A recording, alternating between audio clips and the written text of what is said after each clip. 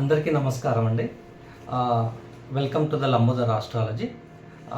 మనం ముందుగా అందరికీ నూతన ఉగాది సంవత్సర శ్రీ పరాభవ నామ సంవత్సర శుభాకాంక్షలు.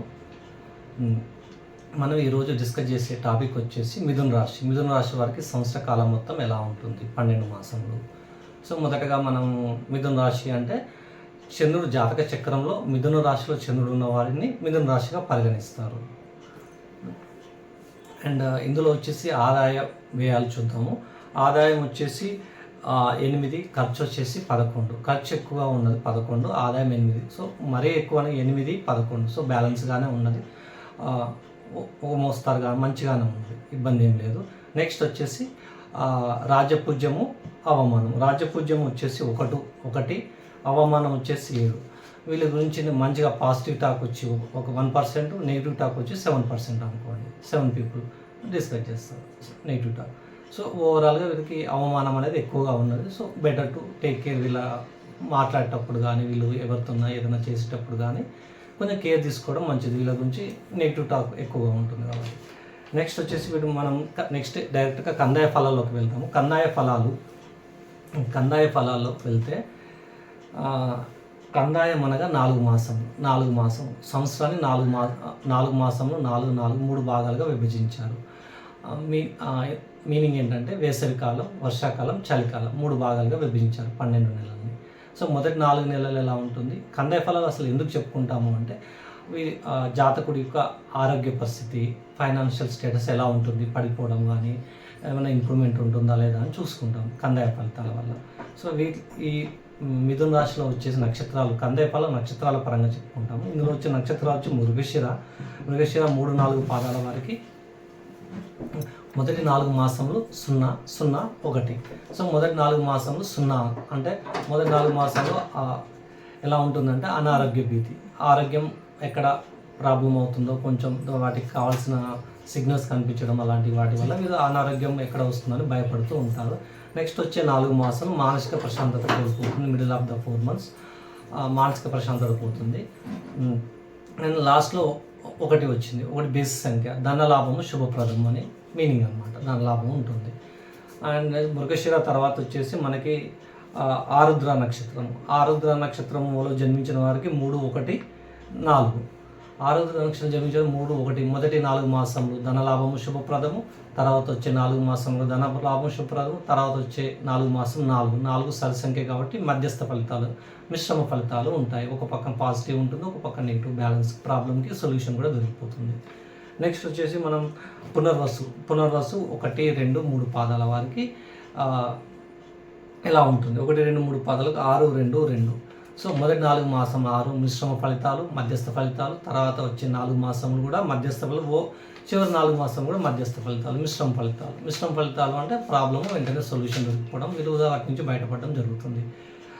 సో ఓవరాల్గా కందాయ ఫలాలు 3 నక్షత్రాల మృగశిర, ఆరుద్ర, పునర్వసు వారికి కూడా అయిపోయింది. నెక్స్ట్ వచ్చేసి డైరెక్ట్గా రాశి ఫలాల్లోకి మనం ఎంటర్ అవుదాం.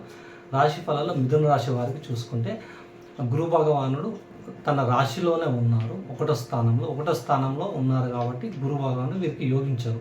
కానీ జూన్ 2వ తేదీ తర్వాత గురు భగవానుడు కర్కాటకంలోకి 2వ స్థానంలోకి ఎంటర్ అయినాక మంచి శుభ ఫలితాలని ఇస్తారు. వీరికి గురు భగవానుడు జూన్ 2వ తారీఖు వరకు ఉన్న ఇబ్బందులు, కొంచెం మానసిక ఆందోళన ఇవన్నీ పోవాలి అంటే స్పిరిచువల్గా ఉండటం, దైవారాధన చేయడం, దీపారాధన చేయడం, డైలీ దీపం ముట్టడం అలాంటి కార్యాలు చేయడం వల్ల వీళ్ళకి మానసిక ప్రశాంతత వస్తుంది. జూన్ 2 నుంచి వీరికి మళ్ళీ పాజిటివ్లో అంతా ఎవ్రీథింగ్, ఫైనాన్షియల్ గెయిన్స్ అన్నీ బాగుంటాయి అన్నమాట. శని భగవానుడు వీరికి వచ్చేసి 10వ స్థానంలో ఉన్నారు. మిథున రాశికి 10వ స్థానంలో ఉండటం కారణంగా 10వ స్థానం అంటే వృత్తి స్థానంలో ఉండటం వల్ల సోషల్ ఇమేజ్ మరియు వృత్తిలో ఆటంకాలు, ఆలస్యము కలుగుతాయి వీరికి. సో శని భగవానుడు అంటేనే పరీక్షా కాలము, ఆలస్యంగా రిజల్ట్ ఇస్తాడు. వెయిట్ చేయాలి మనం ఏదైనా వృత్తిలో, తొందరపడి నిర్ణయాలు తీసుకోవద్దు. ఏ పని చేసినా వృత్తిలో ఒక్కొక్క ఇటుక పిల్ల గోడ కట్టడం అంటే సింపుల్గా మనం కట్టేస్తాం అలా అనిపిస్తుంది. కానీ ఈ శని భగవాను ఉన్నప్పుడు ఎలా అంటే ఒక్కొక్క ఇటుక పిల్ల పేర్చి సిమెంట్ వేసి ఎలా కడతామో ఇంత ఇబ్బంది గోడ కట్టడం, అంత పెయిన్ ఇస్తారన్నమాట. సో ముందుకు అంత కదలదు వర్క్ అనేది. అలా అనేసి వదులుకోదు. ఇది right time for the go back to the basics అనమాట.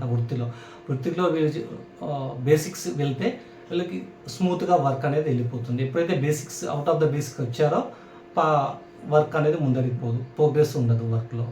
సో శని భగవాను గురించి అది. ఈ సంవత్సర కాలం మొత్తం శని భగవానుడు మీనంలోనే ఉంటాడు కాబట్టి 10వ స్థానంలో వృత్తిలో ఆలస్యము ఆటంకములు కలుగుతాయి. నెక్స్ట్ వచ్చి కేతు భగవానుడు వచ్చేసి మిథున రాశికి 3వ స్థానంలో ఉన్నారు. 3వ స్థానంలో ఉంటే ఏంటంటే 3వ స్థానంలో చేసే పనుల్లో యోగకారకుడు.